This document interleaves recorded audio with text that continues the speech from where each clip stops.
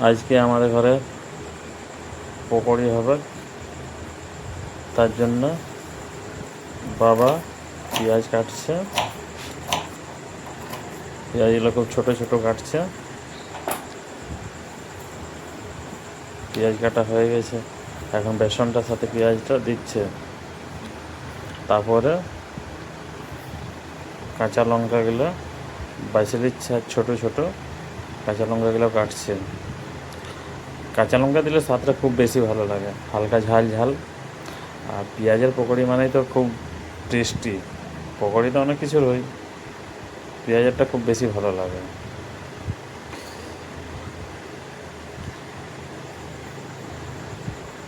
এখন বেসনটার সাথে একটুকু ম্যারিনেট করে নিয়ে করে হালকা পরিমাণে খাবার সোডা দিয়ে করে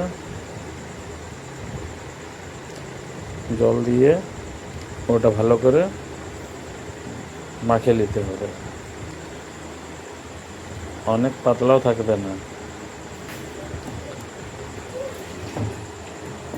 একটু নরম করে।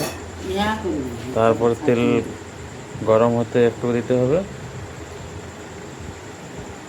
জানবেন যে হ্যাঁ গরম হয়ে গেছে তেলটা। আর আমার মা খুবই ভালো করে পকোড়ি ছাঁকে। এখন গরম হয়ে গেছে, এখন পকোড়ি বানাচ্ছে। মা সব রকমই বানায়, যখন যেটা মন, আমাদের খাবার মন। আর মুচমুচে করে পকোড়িগুলো ভাজতে হবে হালকা আছে, যেন খেতে ভালো লাগে।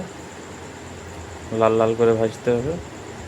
আর গ্যাসের থেকে কয়লার চুলাতে বেশি ভালো হয়, কিংবা কাঠের চুলাতে বেশি ভালো হয়। আর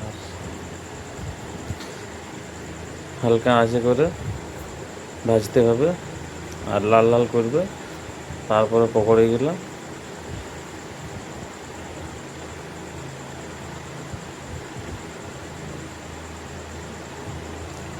কিছুক্ষণ ভাজার পরে